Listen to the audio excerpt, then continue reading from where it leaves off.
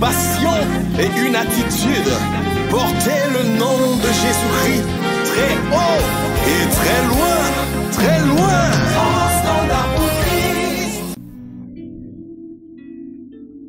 Ce que nous voulons, c'est toi. Alléluia, alléluia. Ce que nous voulons, c'est toi. Ce que nous voulons, c'est toi. C'est toi que nous voulons, Seigneur, dans nos nations.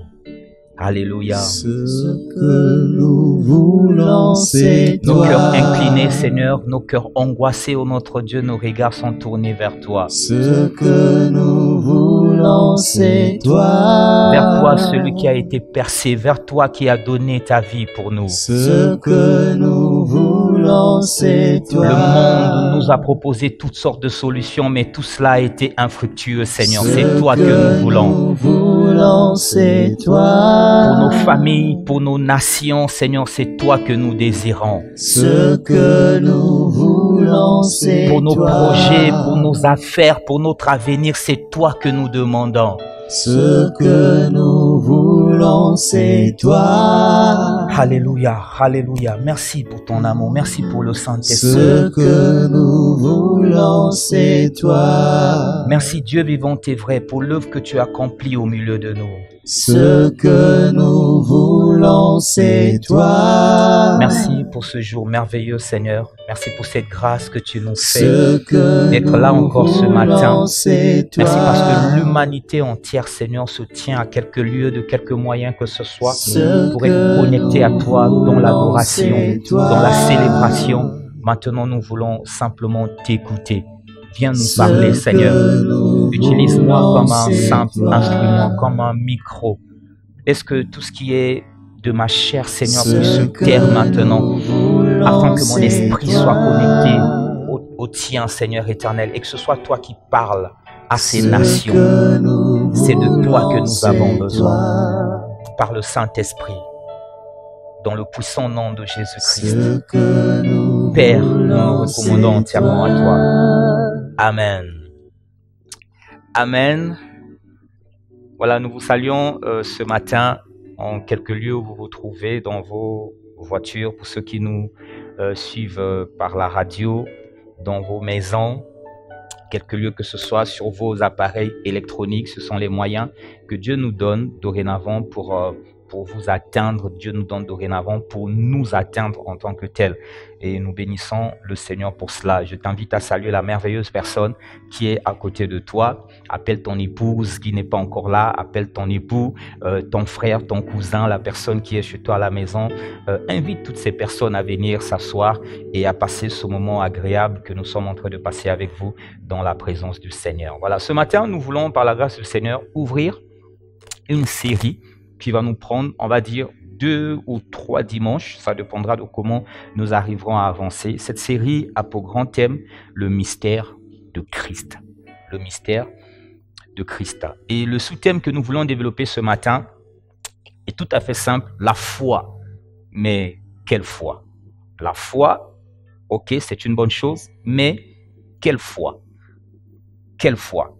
Cette question ce questionnement, je vais dire, est monté dans mon cœur en partant de la réflexion que le Seigneur nous donne dans le livre de Matthieu, chapitre 16, que je vais vous inviter à lire. Matthieu, chapitre 16, à partir du verset 13e, nous allons lire jusqu'au verset 18e. Et ensuite, nous lirons avec vous Luc, chapitre 18, verset 8e, et nous prendrons juste la portion B de ce verset. Voilà, donc Matthieu 16, à partir du verset 13e. Si vous avez trouvé, dites Amen dans vos maisons. Et voici ce que le Seigneur dit. Jésus étant arrivé dans le territoire de Césarée de Philippe, demanda à ses disciples, « Qui dit-on que je suis, moi le Fils de l'homme » Ils répondirent, « Les uns disent que tu es Jean-Baptiste, les autres Jérémie, ou les autres Élie, les autres Jérémie ou l'un des prophètes. Et vous, leur dit-il, qui dites-vous que je suis » Simon-Pierre répondit, « Tu es le Christ, le Fils du Dieu vivant. » Jésus reprenant la parole lui dit, « Tu es heureux, Simon, fils de Jonas, car ce ne sont pas la chair et le sang qui t'ont révélé cela, mais c'est mon Père qui est dans les cieux.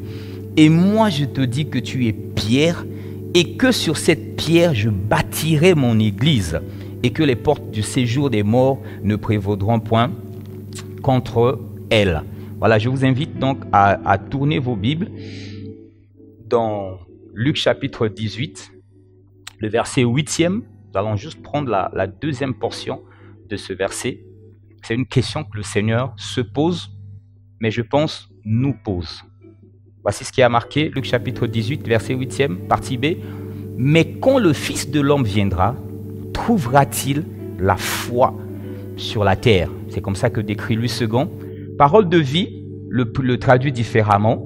« Mais quand le Fils de l'homme viendra, est-ce qu'il trouvera les croyants sur la terre ?» Alors cette traduction de parole de vie m'a complètement bouleversé. « Mais quand le Fils de l'homme viendra, est-ce qu'il trouvera les croyants sur la terre ?» Dans ce texte, le Seigneur Jésus s'inquiète de la foi des croyants du dernier temps, du dernier âge, juste avant l'enlèvement. Et si tu ne le savais pas, mon ami, je veux te dire, nous y sommes là complètement. L'époque dont le Seigneur était en train de parler, les hommes qui étaient concernés par ce qu'il était en train de dire, c'est toi et c'est moi. Il s'est projeté dans son omniscience, dans son omniprésence aussi. Il s'est projeté et il s'est retrouvé dans cette génération. Il a vu ce que nous sommes en train de faire. Il a vu l'état de notre cœur. Il s'est posé la question, est-ce que quand je viendrai, je trouverai la foi sur la terre? Et cette question doit véritablement faire réfléchir l'Église que nous sommes aujourd'hui. Pourquoi? Parce que moi j'ai un problème avec ça. Lorsque nous regardons autour de nous, il n'y a jamais eu, de tous les âges, il n'y a jamais eu autant d'églises chrétiennes qu'aujourd'hui. Il n'y a jamais eu autant de programmes, autant de conférences qu'aujourd'hui. Il n'y a jamais eu autant d'enseignements qu'aujourd'hui. Le Seigneur Jésus, il n'avait pas manqué de voir ça. Il a vu tout ça, il a vu et il s'est posé la question, mais quand le Fils de l'homme viendra, à côté, au-delà de toutes ces églises chrétiennes, de toutes ces dénominations, de tous ces programmes, de toutes ces conférences, de tous ces médias qui vont libérer la parole, le Seigneur, il se pose la question, est-ce que je trouverai la foi? Donc, qu'est-ce que le Seigneur Jésus a vu dans notre époque au point de s'inquiéter de notre foi au lieu normalement ou logiquement d'encourager notre zèle? Il n'encourage pas notre zèle, mais il s'inquiète de notre foi. Qu'est-ce qu'il a véritablement vu? Et c'est la question qui doit nous préoccuper véritablement. Lorsque nous lisons Romains chapitre 10, le verset 17e, nous voyons que la foi, en fait, est un résultat. Est un résultat qui vient d'un travail qui se fait en amont ou d'une action qui s'est faite en amont. Et donc, le Seigneur Jésus est en train de s'inquiéter de la foi, qui est un résultat. Or, nous savons que tout résultat dépend du travail qui a été fait. Ça veut dire, en d'autres termes, que le Seigneur Jésus ne s'est pas inquiété de la foi en tant que telle, parce que la foi, c'est un principe qui vient de Dieu. Mais il s'est inquiété du travail que nous étions en train de faire. La Bible dit, Romains chapitre 10, verset 17e, « Ainsi, la foi vient de ce qu'on entend, et ce qu'on entend vient de la parole de Christ. » La Bible du Semeur le dit différemment. Donc, la foi naît du message que l'on entend. Et ce message est celui qui s'appuie sur la parole du Christ. Amen. Dites encore Amen. Et ce message est celui, donc le message qui donne la foi est celui qui s'appuie sur la parole du Christ.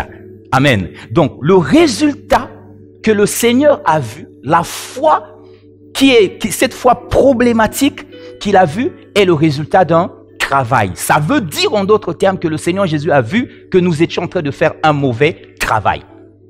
Dites Amen. Dites encore Amen. Alléluia. Et c'est quoi ce mauvais travail?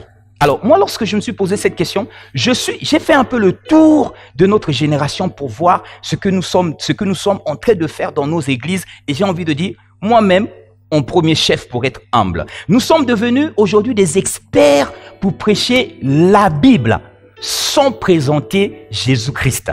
Nous prêchons la Bible, mais nous ne présentons pas Jésus-Christ. Nous pouvons prendre la Bible et prêcher toutes sortes d'hérésies en nous appuyant sur des passages bibliques, mais des passages que nous prenons en dehors de leur contexte. Nous pouvons aujourd'hui prendre la Bible et prêcher sur le divorce en partant de Moïse, qui a toléré le divorce, alors que le Seigneur, lorsqu'il était question de mariage, il a dit, chaque fois qu'on parle de mariage, les amis, ne vous appuyez pas sur Moïse, allez au commencement, parce que au commencement, il n'en était pas ainsi. Aujourd'hui, nous pouvons prendre notre Bible et faire une conférence sur les liens héréditaires. On fait une conférence, on parle des liens héréditaires. On fait une conférence de 5 jours, de 10 jours. Mais lorsque nous regardons Colossiens chapitre 3, le verset 10e, la Bible parle de nous en tant qu'enfants de Dieu rachetés. La Bible nous dit que lorsque nous sommes en Christ, nous sommes dépouillés du vieil homme et ayons revêtu l'homme nouveau qui se renouvelle chaque jour dans la connaissance selon l'image de celui qui l'a créé. Donc, lorsque nous sommes en Christ, chaque jour, nous nous renouvelons dans la connaissance selon l'image de celui qui nous a créés. Nous avons revêtu l'homme nouveau à l'intérieur de l'Église. L'Église n'est pas concernée par les liens héréditaires. Les liens héréditaires, c'est le message que nous prêchons au monde, pas dans l'Église. C'est pour ça qu'aujourd'hui, au lieu de former des hommes qui ont la foi, nous sommes en train de forger des hommes qui sont juste enthousiasmés. Nous confondons la foi avec l'enthousiasme. Nos églises sont remplies d'enthousiasme, mais très peu de foi. Il s'agit seulement, il est question de voir dès qu'il y a un petit problème, dès qu'il y a un petit trouble dans la vie d'un enfant de Dieu et voir la réaction de l'enfant de Dieu. Ça veut dire que la foi même que nous étions en train de penser était la foi, était seulement un enthousiasme. J'ai fait encore le tour, j'ai vu qu'aujourd'hui nous pouvons prendre notre Bible et faire un séminaire de 5 jours sur les 10 lois de la délivrance. Un jour, j'ai suscité une polémique, j'ai dit aux gens, l'Église n'est pas concernée par la délivrance. J'ai eu des problèmes. Oui, l'Église n'est pas concernée par la délivrance. Lorsque nous partons vers le monde, nous leur parlons de la délivrance. Mais lorsque nous sommes dans l'Église, l'Église, c'est une entité des personnes qui sont appelées hors d'eux, qui sont déjà en train de vivre d'une certaine façon. Nous avons été délivrés. Lorsque Christ est venu dans notre vie, nous sommes délivrés. C'est parce que nous avons dans nos églises des croyants qui vivent un pied dans l'église, un pied dehors. C'est à cause de ça que tous les jours, oui, c'est là que je t'encourage, pasteur, à organiser la délivrance. Je t'ai pas dit de ne pas organiser la délivrance, mais tu organises la délivrance parce que tu as prêché un message qui fait que les enfants qui sont dans l'église, ils ont un pied dedans et un pied dehors. Si nous leur enseignons le véritable message qui s'appuie sur Christ, vous allez voir que progressivement, ils n'auront plus besoin de la délivrance parce que la parole de Christ qui sera en eux va produire la transformation et nos départements de délivrance, nous pourrons les occuper à faire autre chose. Aujourd'hui, nous sommes capables de prendre la Bible et de faire une grande conférence sur comment sortir des marmites de la sorcellerie. Ce sont ces programmes-là. Le Seigneur Jésus a vu toutes nos banderoles. C'est-à-dire, il est venu dans notre génération, il a vu les banderoles. 10 jours, comment sortir des marmites de la sorcellerie. J'ai un ami, homme de Dieu, qui en a fait même son message de l'année. Comment sortir des marmites de la sorcellerie. Dieu ne nous a pas appelés dans l'église pour enseigner comment on sort des marmites de la sorcellerie. Nous créons, c'est pour ça que nous sommes en train de susciter dans les cœurs, au lieu de susciter la foi, nous suscitons l'enthousiasme. Et nous sommes tellement professionnels que nous sommes capables de parler de ces choses-là en parlant au nom de Jésus. Mon ami, tu peux parler de Jésus sans présenter Jésus. Le Seigneur nous appelle non seulement à parler de lui, mais à le présenter. Le Seigneur, il a fait le tour de nos programmes, de notre génération. Il a vu que lorsque nous prêchons, nous sommes devenus des experts pour parler de notre onction. Les hommes de Dieu parlent de leur onction. Nous parlons de nos richesses. Nous exhibons nos richesses. Nous parlons de nos voitures dans des prédications, dans des enseignements. Nous parlons de nos voitures. Nous montrons aux enfants de Dieu comment on fait pour avoir des voitures, pour avoir des belles voitures et l'importance que cela représente. Nous parlons de nos prophéties. Aujourd'hui, le monde est perturbé par ce phénomène de coronavirus. Et il y a beaucoup d'hommes de Dieu qui se mettent maintenant à fouiller dans leur passé pour aller chercher le jour où il avait dit quelque chose qui prédisait cette crise de coronavirus. Il a l'impression que s'il n'a pas vu ça, eh ben, il n'est pas un homme de Dieu. Hier, j'ai appelé ma mère, cette merveilleuse dame, je l'ai appelée, elle n'est pas dans cette ville, elle est à Brazzaville. Je l'ai appelée pour prendre ses nouvelles, pour parler un peu avec elle. Et elle est en train de se lamenter, elle m'a posé la question, mais pasteur, Dieu ne t'avait pas montré ces choses? Je lui ai dit si. Dieu m'avait montré. il me l'a montré dans Luc chapitre 21. C'est bien s'il a dit à quelqu'un. Mais même s'il ne m'a pas dit, il me l'avait déjà dit dans Luc chapitre 21. Donc je n'ai pas à paniquer, je n'ai pas à aller chercher dans mes exhortations ainsi de suite pour démontrer que je suis un homme connecté parce que je l'avais dit. Le Seigneur nous l'avait déjà dit. S'il t'a fait grâce et qu'il t'a fait un rappel, aucun problème, c'est une belle chose. Mais voyez-vous, nous en sommes tellement préoccupés que nous allons chercher des mécanismes et ainsi de suite pour démontrer que nous sommes des hommes de Dieu qui parlent et puis la prophétie qui est libérée est accomplie. Donc, au lieu de présenter Christ, en fait, nous sommes en train de nous présenter nous-mêmes. Le Seigneur, il a fait la balade de notre génération. Il a vu des concerts des musiques chrétiennes, des musiciens chrétiens. Lorsqu'ils se retrouvent, ils exhibent leur voix, ils exhibent leur talent. Mais pas Christ. J'étais en train de poser la question, je me posais la question à moi-même parce que je me pose la question. Et puis je me suis dit, combien de fois je suis sorti d'un concert de musique? Et puis, j'ai entendu des gens dire, waouh, Jésus est puissant. Hein? Jésus est puissant. Non, ils disent, waouh, ce bien-aimé, il chante. Cette sœur, elle a une belle voix. Ça veut dire quoi? Ça veut dire que tout le temps qu'on les a rassemblés, on leur a présenté nos voix, nos talents. On ne leur a pas présenté Christ. Et je parle des musiciens, mais c'est pareil dans nos églises. Lorsque le peuple sort, qu'est-ce qu'ils disent? Est-ce qu'ils sont touchés par Jésus-Christ ou bien ils sont touchés par le prédicateur, par la révélation qu'il a sorti le jour? Les amis, nous sommes en train de faire des programmes dans lesquels le Seigneur Jésus n'est pas concerné. Et nous faisons des programmes, nous bâtissons des temples, nous faisons tout ce que nous sommes en train de faire. Le Seigneur Jésus n'est pas concerné. Il a regardé le travail, il s'est inquiété. Il s'est inquiété. Il s'est inquiété. Il a vu que la foi n'était plus là. La foi était en train de manquer. L'enthousiasme était là. Les églises sont remplies de gens, mais la foi était en train de manquer. Tous ces messages que nous prêchons donnent la foi. Mais une autre foi. Voilà pourquoi j'ai posé la question dans le sous-thème, la foi. Mais quelle foi? L'apôtre Paul nous montre en fait qu'il y a au moins deux types de foi. Au moins deux types de foi. Lorsque nous lisons 1 Corinthiens chapitre 2, du verset 1er jusqu'au verset 5e, la Bible dit ceci. Car je n'ai pas eu la pensée de savoir parmi vous autre chose que Jésus-Christ et Jésus-Christ crucifié. J'aimerais que vous souligniez autre chose que Jésus-Christ crucifié. Nous allons y revenir. Si on n'y revient pas aujourd'hui, on y reviendra le dimanche prochain. Mais soulignez cette partie-là. Au verset 3, il dit, moi-même, j'étais auprès de vous dans un état de faiblesse, de crainte et de grand tremblement. Et ma parole et ma prédication ne se reposaient pas sur les discours persuasifs de la sagesse des hommes, mais sur une démonstration d'esprit et de puissance. Maintenant, regardez la conséquence, le résultat. Afin que votre foi fût fondée non sur la sagesse des hommes, mais sur la puissance de Dieu. Donc, l'apôtre Paul est en train de nous montrer déjà que dans l'église, en fonction du message que nous sommes en train de prêcher, soit la foi des enfants de Dieu se repose sur la sagesse des hommes, et c'est ça que nous avons dans la plupart de nos églises, ou bien, selon le message que nous allons enseigner, la foi des enfants de Dieu va se reposer sur la puissance de Dieu. Alors, je te pose la question ce matin. Le message que tu enseignes ou le message que tu écoutes fait reposer ta foi sur la sagesse des hommes ou sur la puissance de Dieu?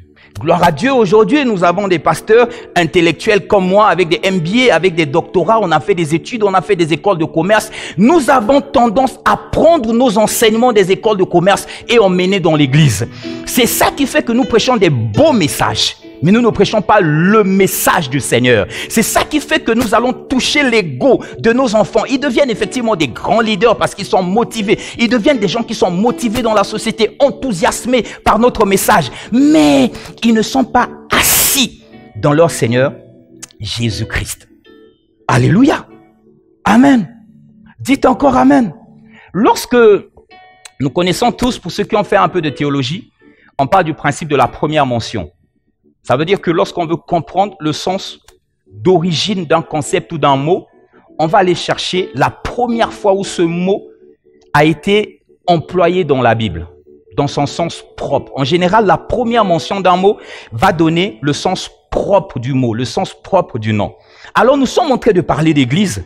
Allons voir la première fois dans la Bible où le Seigneur, il parle d'église. Lorsque le Seigneur Jésus, il parle d'église pour la première fois, on l'a lu dans le texte de Matthieu chapitre 16, à partir du verset 13e jusqu'au verset 18e. Lorsqu'il parle de l'église pour la toute première fois, il pose une question à ses serviteurs. Qui dit-on que je suis, moi le Fils de l'homme? Les disciples lui répondent, certains disent tu es Jean-Baptiste. Les autres disent tu es Élie. Les autres disent tu es Jérémie. Les autres disent tu es l'un des prophètes. J'aime beaucoup ces réponses. J'aime beaucoup ces réponses. Ça veut dire quoi? Vous voyez qu'on donne 4 qualificatifs à Jésus. Certains disent qu'il est Jean-Baptiste. Les autres disent qu'il est Élie. D'autres encore disent qu'il est Jérémie. D'autres disent qu'il est l'un des prophètes. Alors, ce que je veux vous dire ici, c'est que nous sommes encore dans l'Ancien Testament. Tout à l'heure, je vais expliquer, peut-être pas aujourd'hui, peut-être le dimanche prochain, qu'en fait, le Seigneur Jésus, quand il a vécu dans l'Ancien Testament. Parce que la nouvelle alliance commence après sa résurrection, après la croix. Donc là, nous sommes dans l'Ancien Testament. Élie, Jérémie, Jean-Baptiste, ça va être des personnes qui ont marqué ce peuple. Et quand ils ont vu Jésus marcher, ils faisaient des choses qui leur rappelaient Élie. Ils faisaient des choses qui leur rappelaient Jérémie. Ils faisaient des choses qui leur rappelaient l'un des prophètes qu'ils ont entendu parler. Donc, ils étaient en train de typifier Jésus à leur star, aux personnes qui les avaient véritablement impactés, influencés positivement. Et je veux dire à quelqu'un ce matin, j'ouvre une parenthèse que je vais refermer. Il arrive tellement souvent que parce que tu as eu à faire une performance spot dans ta vie, peut-être qu'un jour tu as libéré une prophétie et la prophétie s'est accomplie et puis les gens sont venus te voir, frère, tu es un prophète. Le pasteur ne le reconnaît pas, mais nous on sait, tu es un prophète. Et puis toi tu te dis, ouais, je suis prophète. Et 2 jours après, tu commences à faire des programmes. Tu fais des programmes, tu mets prophète X, prophète Y. Il y a d'autres frères qui vont venir te dire, parce que tu as fait quelque chose, tu dis, ouais, frère, tu es un grand chantre. Et puis ton nom, tu avais un prénom, maintenant tu as mis le prénom en question, derrière tu as rajouté grand chantre. Je veux te dire, mon ami, 4 fois, les gens ont voulu donner un titre à Jésus, c'était faux. 4 fois. Certains ont dit qu'il était Élie, faux. D'autres ont dit il est Jérémie, faux. D'autres ont dit il est Jean-Baptiste, faux. D'autres ont dit il est l'un des prophètes, faux. Fais attention à ce que les gens viennent te dire pour te faire les matolos, pour te faire des compliments, pour exagérer un certain nombre de choses. Fais attention. Pour Jésus, 4 fois, c'était faux. 4 fois. Au lieu de changer ton attitude en fonction de ce que les gens disent que tu es, va chercher, pose la question au Seigneur Jésus, qu'est-ce que lui dit que tu es? C'était une parenthèse que j'ai ouverte et que je vais refermer tout de suite. Alors, nous repartons dans notre merveilleux texte de Matthieu chapitre 16, le verset 13e. Et quand nous prenons, alors je vais prendre directement à partir du verset, allez, on va dire 15e. Et il leur pose la question, ok, ça c'est ce que les gens disent. Les gens, ils disent ça, ils me connaissent pas. Mais vous me connaissez. Qu'est-ce que vous dites? Et là, Pierre, il prend la parole. La Bible dit, il lui dit, tu es le Christ, le Fils du Dieu vivant. Jésus, reprenant la parole, lui dit, tu es heureux, Simon, fils de Jonas, car ce ne sont pas la chair et le sang qui t'ont révélé cela, mais c'est mon Père qui est dans les cieux. Et moi, je te dis que tu es Pierre, et que sur cette pierre, je bâtirai mon église. Alors, ce que Jésus est en train de dire ici à Pierre, parce que là aussi, dans la religion, il y a une grosse confusion. Il y a des gens qui disent que l'église a été bâtie sur Pierre, sur l'apôtre Pierre. L'église n'a jamais été bâtie sur l'apôtre Pierre. D'accord? C'est très important que tu comprennes. Dis amen là où tu es là-bas. Ce qu'on t'a dit, c'est faux. L'église n'a jamais été bâtie sur l'apôtre Pierre. Le problème, c'est que si tu prends seulement même la version King James en anglais, tu vas voir qu'on n'est pas en train de parler de 2 choses. En français, Pierre, qui est le nom propre, et Pierre, qui est la pierre, le roc ou le rocher, ça se dit seulement Pierre. Voilà pourquoi quand on dit tu es Pierre, en fait, vous voyez bien, il y a P majuscule. Et sur cette pierre, c'est pas sur toi, c'est sur cette pierre qui est la pierre, le roc. Donc, en grec, quand Jésus lui dit tu es Pierre, ça veut dire tu es Pétros. Pétros, c'est un nom commun, c'est Pierre. Et il dit sur cette pétra, c'est-à-dire ce roc. Et le roc, en fait, c'est une révélation. Il veut dire tu es Pétros, tu es Pierre, le nom, comme s'il m'avait dit à moi, tu es Roland. Et puis il dit, sur cette pétra, sur cette révélation, je bâtirai mon église. Quelle Quelle révélation? La révélation que l'apôtre Pierre venait de sortir. Tu es le Christ. Dites Amen. Dites encore Amen. Je répète pour que tu comprennes. Il dit à Pierre, tu es Pétros. Ça veut dire Pierre. Et sur cette Pétra, sur cette révélation, sur ce roc que tu viens de sortir là maintenant, quand je t'ai demandé, qui dites-vous que je suis? Tu as dit, tu es le Christ. C'est une révélation. Voilà pourquoi je t'ai dit, c'est pas la chair et le sang qui t'ont révélé, c'est mon Père qui est dans le ciel qui te l'a révélé. Donc c'est une révélation. C'est sur cette révélation que je bâtirai mon église. Dites encore Amen. Dites encore Amen. Sur cette révélation, je bâtirai mon église. Donc l'église est bâtie sur la révélation de Christ. Amen. L'église n'est pas bâtie sur la puissance de chasser les démons. Donc, la force d'une église, notez ça, la force d'une église, ce qui fait la force d'une église et qui produit la foi, la véritable foi, c'est la manière dont Dieu lui-même parle de son Fils. Dieu lui-même a parlé de son Fils à Pierre. Donc, la force d'une église, c'est la manière dont Dieu lui-même parle de son Fils. Et comment Dieu parle de son Fils? Par le Saint-Esprit. Nous disons que nous avons le Saint-Esprit en nous. Nous disons que nous marchons par le Saint-Esprit. Mais quand nous arrivons dans nos réunions, nous parlons de nous. Nous parlons de nos onctions, nous parlons des percées, nous parlons de la prospérité. Ça aussi, c'est un thème que je n'ai pas cité tout à l'heure. 12 clés pour parvenir à la prospérité. Le Seigneur Jésus a vu ça. Il a vu des églises remplies de gens prospères, mais qui n'avaient pas la foi, qui étaient trop lourds de leur richesse, au point où le jour de l'enlèvement, ils risqueraient d'être trop lourds pour partir dans les airs.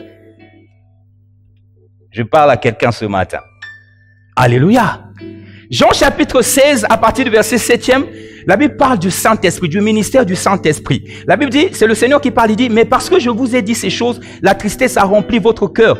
Cependant, je vous dis la vérité, il est avantageux pour vous que je m'en aille, car si je ne m'en vais pas, le consolateur ne viendra pas vers vous. Mais si je m'en vais, je vous l'enverrai, et quand il sera venu, il convaincra le monde en ce qui concerne le péché, la justice et le jugement. En ce qui concerne le péché, parce qu'il ne en moi, la justice parce que je m'en vais au Père et me verrai plus, le jugement parce que le prince de ce monde est jugé. J'ai encore beaucoup de choses à vous dire, mais vous ne pouvez pas les porter maintenant. Quand le consolateur sera venu, l'esprit de vérité, il vous conduira dans toute la vérité, car il ne parlera pas de lui-même, mais il dira tout ce qu'il aura entendu et il vous annoncera les choses à venir. Il me glorifiera parce qu'il prendra ce qui est à moi, il vous l'annoncera. Jésus, le Saint-Esprit parle de Jésus. Si le Saint-Esprit est en nous, nous allons plus parler de Jésus. Bien entendu, tu me dis que tu parles de Jésus.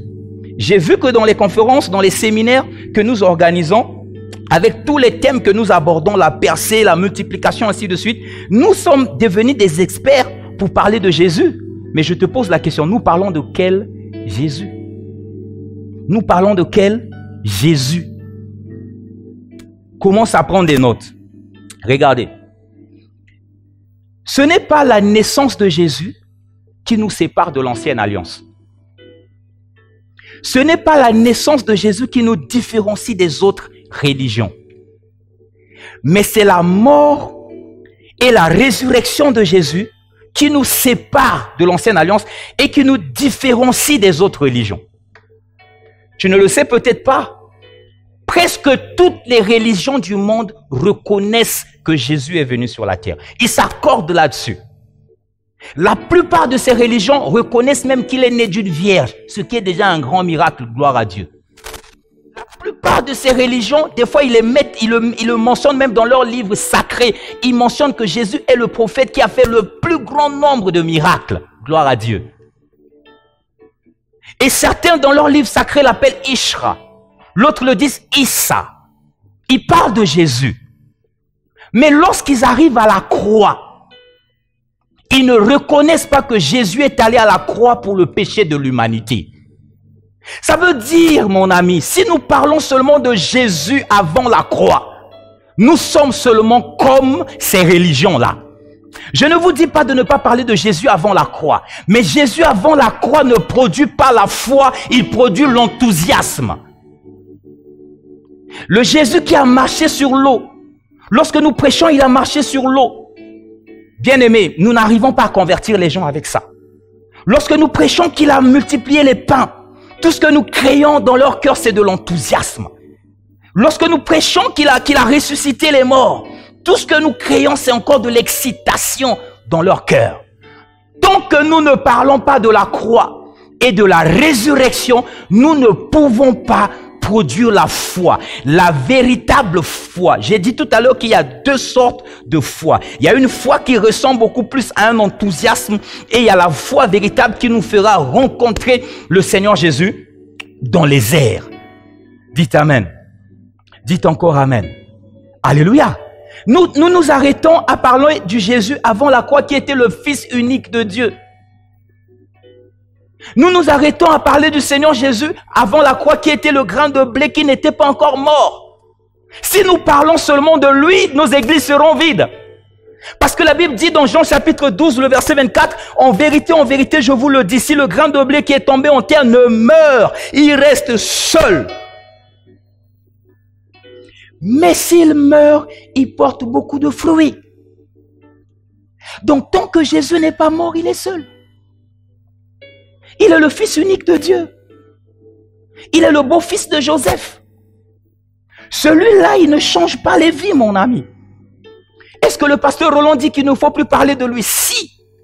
Qu'est-ce qu'il a fait? Avant la croix, il nous a donné un modèle de vie. Comment nous devons vivre dans l'amour? Comment nous devons soutenir? Comment nous devons faire des miracles? Comment nous devons être des intercesseurs? Comment nous devons pardonner? Comment il nous a montré un modèle. Comme il a vécu pendant 3 ans et demi, quand il a commencé son ministère, c'est comme ça. Et même avant les 3 ans et demi, parce que quand il avait 12 ans, il était déjà un modèle. Il peut être un type de modèle pour nos enfants. Donc là déjà, il était en train de nous montrer un modèle. Un modèle. Mais ce Jésus-là, ces miracles-là, marcher sur l'eau, multiplier les pains, ne convertit personne. La preuve, c'est que tous ceux qui ont marché avec Jésus avant la croix n'étaient pas convertis. Et, pasteur Roland, oui. C'est moi qui le dis? Non. C'est lui-même. Luc chapitre 22, les versets 31 et 32, le Seigneur dit ceci. Le Seigneur dit, Simon, Simon, Satan vous a réclamé pour vous cribler comme le froment. Mais j'ai prié pour toi afin que ta foi ne défaille point. La foi de Simon pouvait défaillir parce que la foi en question était encore reposée sur les miracles, sur le Jésus qui marchait sur les eaux. Mais j'ai prié pour toi afin que ta foi ne défaille point. Et toi, quand tu seras converti, affermis tes frères. Waouh! Pierre a marché sur l'eau. Il n'était pas converti. Pierre a été envoyé avec les autres disciples pour aller chasser les démons. Ils sont revenus, ils ont dit, le Seigneur a dit, j'ai vu Satan tomber du ciel comme un éclair. Il a chassé les démons. Il n'était pas converti. Je veux te dire, mon ami, ce n'est pas parce que tu chasses les démons que tu es converti.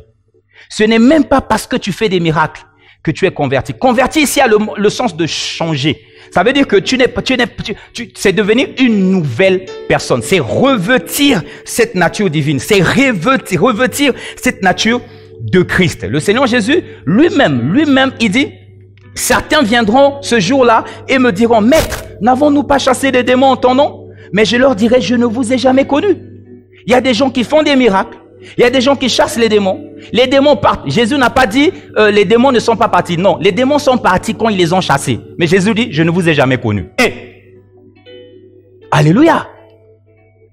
Si nous voulons voir nos églises cracher du feu, nous devons par la grâce du Seigneur prêcher le message qui se repose sur Christ. Quel Jésus ressuscité, quel Jésus crucifié. À partir de la croix, là nous devons matraquer parce que c'est ce message qui est puissant pour transformer. Le même apôtre Pierre qui avant la croix avait peur d'une femme, une femme l'accuse, toi tu marches avec Jésus, il dit oh non pas moi. Le même apôtre Pierre après la croix, seulement après la croix. Il était capable de se présenter, de parler de Jésus, de braver les hommes et 3000 personnes se convertissent.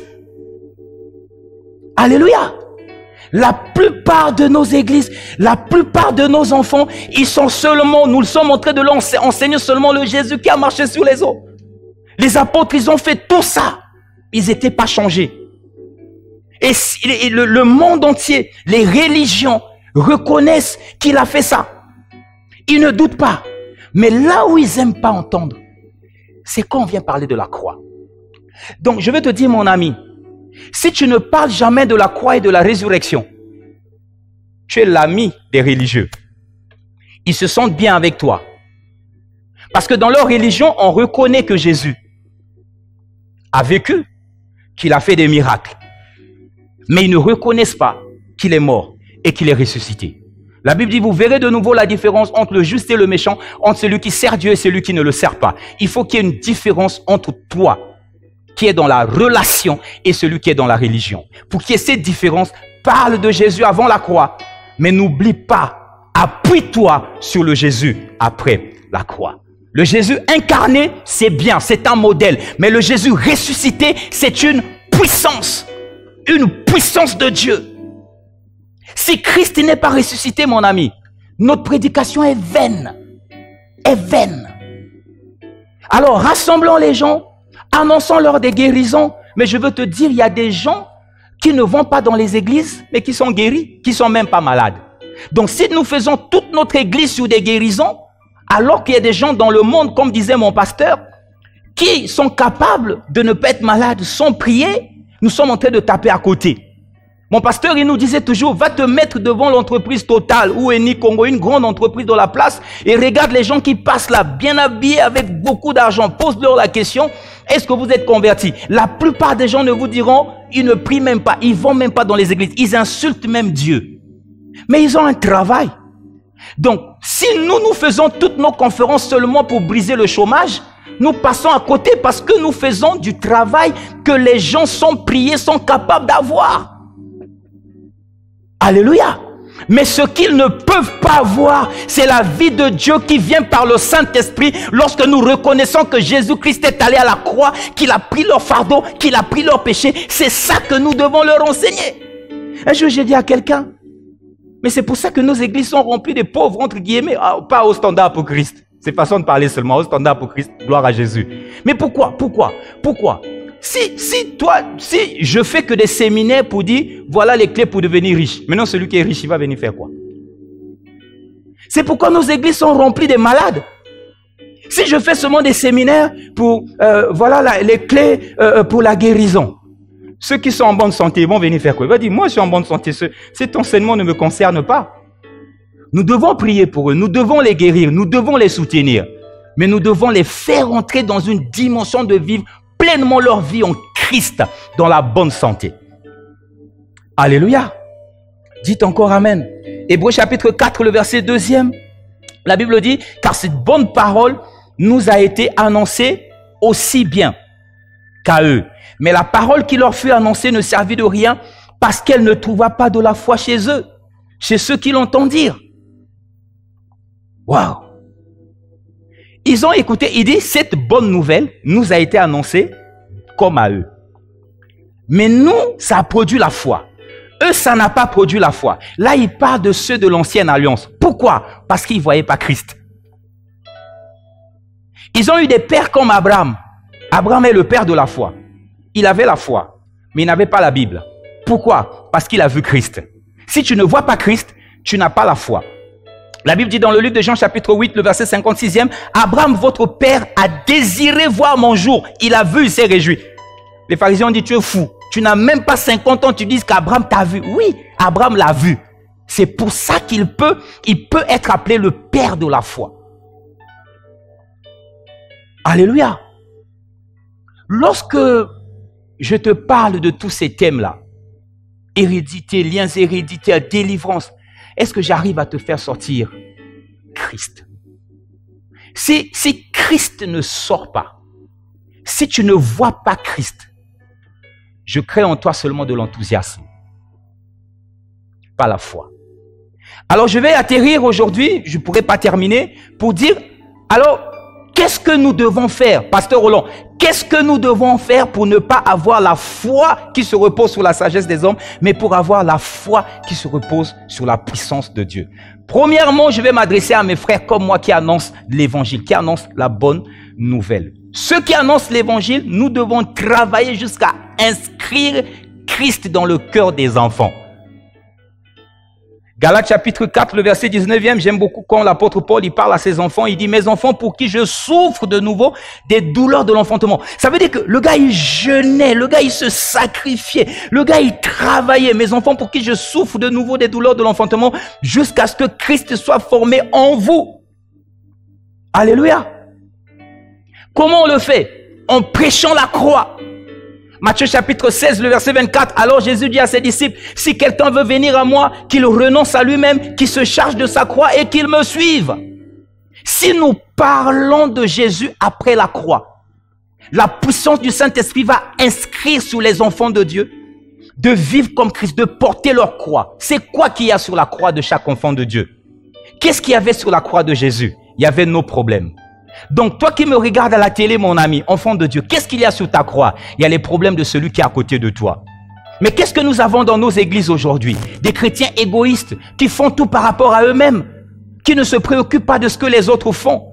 Au Standard pour Christ, nous mettons des millions pour nourrir des gens, pour nourrir des pauvres, pour donner des dons, des kits scolaires aux gens qui ne sont même pas de notre église. Il y a certaines personnes qui viennent à l'église qui me disent, pasteur, pourquoi on dépense autant d'argent des Judas? Pourquoi on dépense autant d'argent? Je veux te dire, mon ami, porter la croix, c'est renoncer à soi-même et porter le problème de l'autre. Nous avons très peu d'enfants de Dieu comme ça. C'est parce que nous leur parlons seulement de Jésus avant la croix, qui leur donne du pain, qui peut les ressusciter, qui peut les guérir. Tout est centré sur eux, mais jamais sur les autres. Parlons-leur de Jésus après la croix. Nous allons voir les pasteurs. Vous allez vous reposer. Ils vont commencer à porter leur propre fardeau. Leur propre croix. Et sur leur croix, il y aura les problèmes des autres. L'église va avancer, l'église va cracher du feu. L'église de cette génération dans ma nation doit cracher du feu. Si nous ne leur présentons pas Christ, ils seront toujours égoïstes, ils seront centrés sur eux-mêmes. Actes des Apôtres chapitre 8, la Bible parle du récit de l'eunuque éthiopien. L'eunuque éthiopien, j'ai plus le temps pour lire. Un homme intellectuel, il était en train de lire. Il revenait de l'adoration. Bien aimé, il revenait de l'adoration. Il était ministre.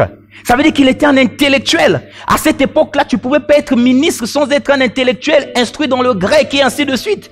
Il était un ministre de la reine d'Éthiopie. Il revenait de l'adoration. Il lisait Isaïe chapitre 53. Mais il ne comprenait rien. Tu peux lire la Bible et ne rien comprendre jusqu'à ce que tu vois Christ. Alléluia. La Bible dit Philippe est allé vers lui. Philippe lui a posé la question, mon ami. Comprends-tu ce que tu lis? J'aime beaucoup la sincérité de cet homme. Il dit, comment le pourrais-je si personne ne me guide? Et là, Philippe l'a guidé. Philippe lui a fait, et il pose la question. Il pose une question que tout le monde entier pose à l'église. Il pose une question, il dit, de qui le prophète parle-t-il? De lui-même ou d'un autre? Je te pose la question, mon ami. Quand nous venons prêcher, nous parlons de nous-mêmes ou d'un autre? Philippe lui dit non, non, non. Il ne parle pas de lui-même. Il ne parle pas d'un autre. Il parle du Seigneur qui a donné sa vie pour toi à la croix.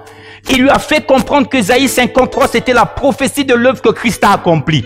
Regardez le mystère qui s'est produit. Ce n'était pas la première année que l'eunuque éthiopien venait à Jérusalem pour adorer. Mais cette fois-là, lorsqu'il lisait la Bible et qu'on lui a présenté Christ, la Bible dit, il est descendu de son char. Il a demandé, est-ce qu'il y a les eaux pour que je sois baptisé? Si nous commençons à parler de Jésus ressuscité, les chrétiens qui nous avons sur leur char, ils viennent à l'église sur son char, ils font tout sur son char, il prie sur son char, il est orgueilleux sur son char, il est égoïste sur son char. Si nous leur montrons Christ, ils vont descendre de leur char, ils vont danser, ils vont adorer, ils vont sauter, ils vont commencer à vivre pour les autres. Dites Amen. Dites encore Amen. Alléluia.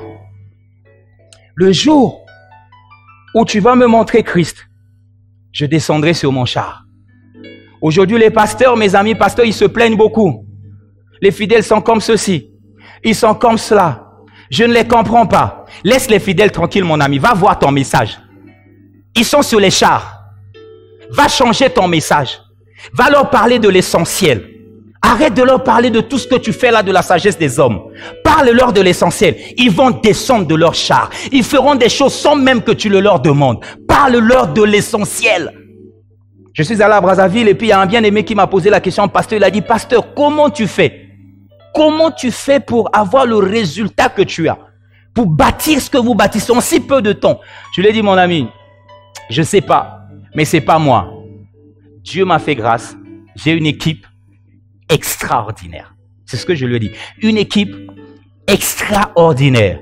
Mais je veux te dire, mon ami, ce que je ne lui ai pas dit par humilité, c'est ce sur quoi cette équipe se fonde. Les valeurs sur lesquelles nous insistons pour qu'ils deviennent extraordinaires. Que devons-nous faire, deuxièmement, en tant qu'enfants de Dieu? Nous devons cesser de chercher les biens du royaume et commencer à chercher le cœur du roi. Jean chapitre 4, le verset 23. Là, je parle maintenant au peuple de Dieu. Le verset 23, Jean chapitre 4, la Bible dit, « Mais l'heure vient et elle est déjà venue où les vrais adorateurs adoreront le Père en esprit et en vérité. » Car ce sont là les adorateurs que le Père demande. Bien-aimé dans le Seigneur, toi qui vas à l'église, arrête de chercher les biens du roi seulement. Commence à chercher le cœur du roi. Celui qui est mort pour toi. Celui qui a donné sa vie pour toi. Alors que nous allons encore plonger dans l'adoration pour atterrir tout à l'heure. Et je voudrais préparer ton cœur à recevoir ce Seigneur aujourd'hui. Je vais lire avec vous encore Jean chapitre 1, le verset 45e. Philippe rencontra Nathanaël et lui dit, « Nous avons trouvé celui de qui Moïse a écrit dans la loi et dans les prophètes, et dans la loi et dans les prophètes ont parlé, Jésus de Nazareth. » Toute la Bible, nous allons voir ça le dimanche prochain, ne parle que de Jésus. Jean chapitre 5, le verset 39e. Vous sondez les Écritures en espérant trouver en elles la vie, mais elles rendent témoignage de moi. Toutes les Écritures parlent de Jésus. Je veux conclure pour dire ceci. Est-ce que j'ai dit qu'il faut plus prêcher la délivrance? Non. Est-ce que j'ai dit qu'il faut plus prêcher les capacités qu'on doit avoir pour le leadership? Non. Est-ce que j'ai dit qu'il faut plus prêcher la perso, la prospérité? Non. J'ai dit qu'il faut prêcher Christ. Si nous prêchons Christ, la Bible dit, si nous recherchons premièrement le royaume et sa justice, toutes ces autres choses sur lesquelles nous faisons des conférences vont venir s'asseoir sur les enfants. Dites Amen. Dites encore Amen. À cause du temps, je vais m'arrêter là. Et dimanche prochain, nous allons continuer sur cette série. Incline ta tête. Là où tu es, inclinez vos têtes. Si vous êtes là avec vos enfants, pouvez-vous tenir par la main. Si tu es avec ton mari, prends-le par la main. Prends ton épouse par la main. Et si tu as été invité, tu es dans un salon, tu es dans une maison, peut-être que tu n'as jamais donné ta vie à Jésus. Je vais te donner cette possibilité ce matin.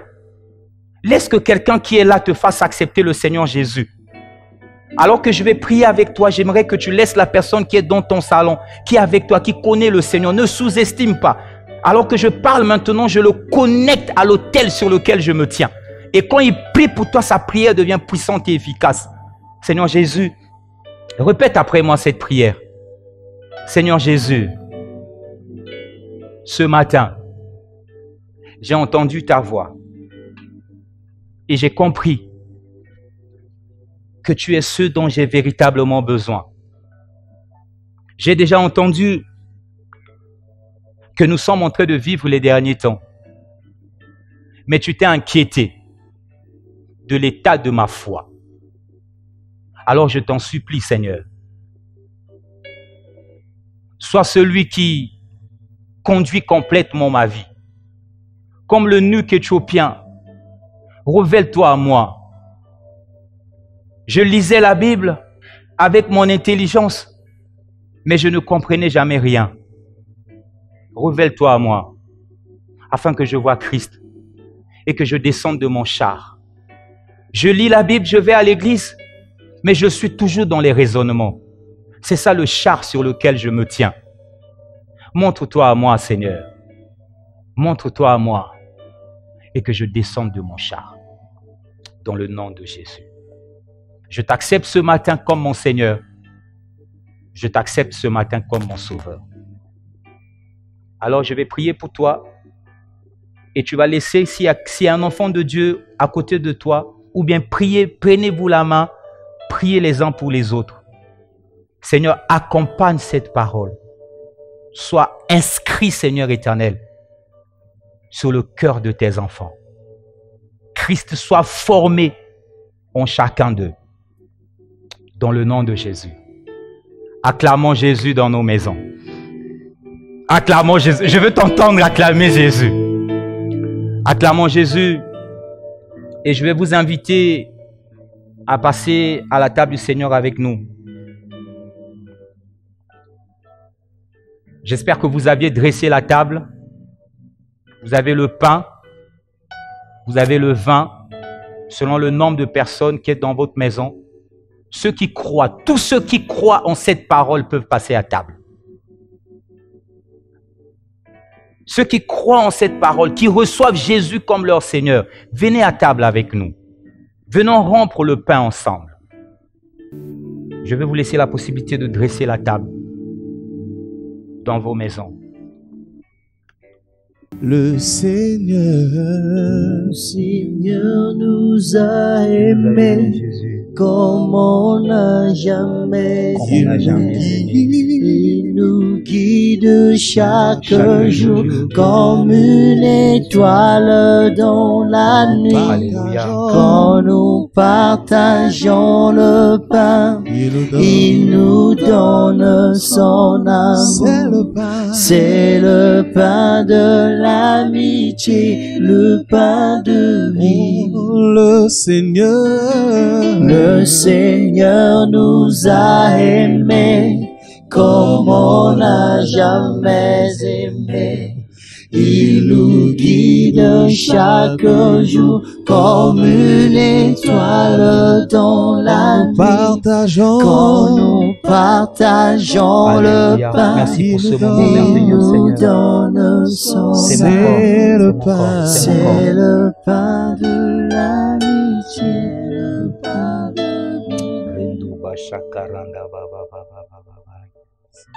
Merci pour ton amour, Seigneur. Merci pour ta fidélité.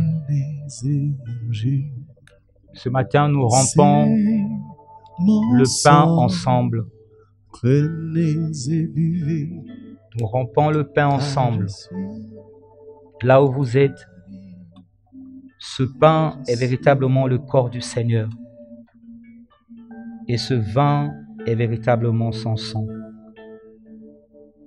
Alors que nous participons à cette table, tout le mystère divin qui a caché derrière l'institution de la scène et la recommandation puissante du Seigneur à son Église de célébrer la scène, que ce mystère soit accompli pour chacun. Alors que nous rompons le pain, que nous prenons la coupe, quelques maladies de vos corps rencontrent la puissance du nom de Jésus-Christ ressuscité. Satan, le sang de Jésus est contre toi. Maladie, le sang de Jésus est contre toi. Condamnation, le sang de Jésus est contre toi ce matin. Je vous invite ensemble avec moi à prendre le pain.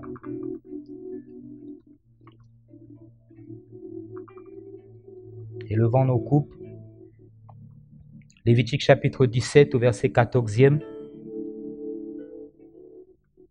La Bible dit que l'âme de tout être, c'est son sang. Alors que Jésus a laissé couler son sang pour nous à la croix, c'est sa vie qu'il nous a donnée. Alors que nous partageons ensemble, nous prenons ensemble la coupe, c'est la vie de Christ, la vie de Dieu qui vient en toi. S'il y avait quelques morts à quelque niveau, quelque aspect de ta vie sous la mort, sous la condamnation, cette condamnation est brisée dans le nom de Jésus. Je t'invite avec moi à prendre la coupe. Gloire à Jésus. C'est et je suis l'amour.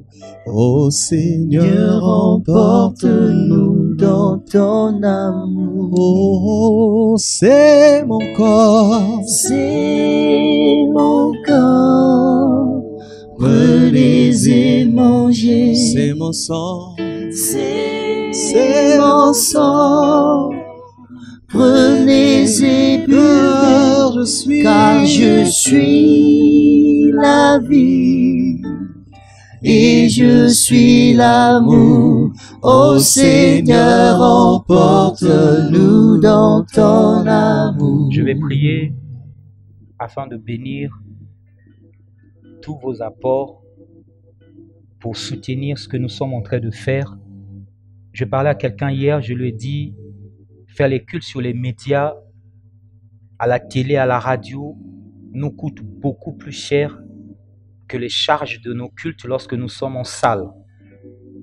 Mais nous le faisons parce que nous voulons que l'évangile de Christ soit annoncé, quel qu'en soit le prix. Alors je vais prier pour toi qui as à cœur de soutenir le travail que nous sommes en train de faire. Seigneur, bénis ces expressions de reconnaissance qui sont apportées dans ta maison par les canaux, par les mécanismes qui ont été mis en place. Souviens-toi de ton peuple, Seigneur. Souviens-toi de nous, par le Saint-Esprit, dans le nom de Jésus. Amen.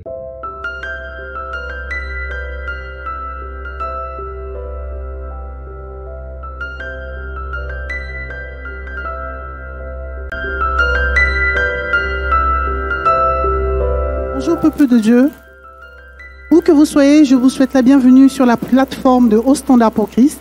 Nous sommes une église passionnée par un rêve, porter très haut et très loin le nom de Jésus-Christ. Et ces annonces vont commencer par la coordination principale de l'église. La coordination principale de l'église rappelle à tous qu'elle continue à fonctionner normalement, notamment sur les différents médias, et demande à tous de participer à tous les moments de prière, de sainte scène, d'offrande et dîmes, et d'honorer aux engagements pris dans le cadre des récentes opérations du partenariat. Pour les entretiens avec les pasteurs, nous vous prions de contacter le cabinet pastoral au 05 000 0017.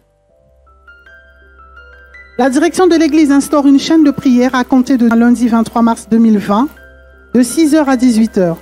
Nous vous prions de nous communiquer la plage horaire d'une heure qui vous convient le mieux au 05 000 0017, soit au 06 700 36 36. Dans le cadre de notre responsabilité sociale et sociétale, l'Église rappelle à tous les fidèles d'observer dans nos familles, avec nos parents et amis, toutes les consignes de barrière et de prévention contre le Covid-19, telles annoncées par notre gouvernement. Les personnes qui répondront à l'appel à Christ sont invitées à nous communiquer leurs contacts au 05 000 0017 ou le faire directement en live sur les réseaux sociaux, Facebook et YouTube. Par ailleurs, nous demandons à tous les bien-aimés de consulter régulièrement nos plateformes Facebook et YouTube au Standard pour Christ afin d'y trouver toutes les informations sur la vie de l'Église. Donc, nous rappelons nos contacts. Donc, plus 242 05 000 0017, plus 242 06 700 36 36 et notre contact mail contact@église_6hsc.org. Nous vous remercions pour votre aimable attention. Nous vous souhaitons un bon dimanche.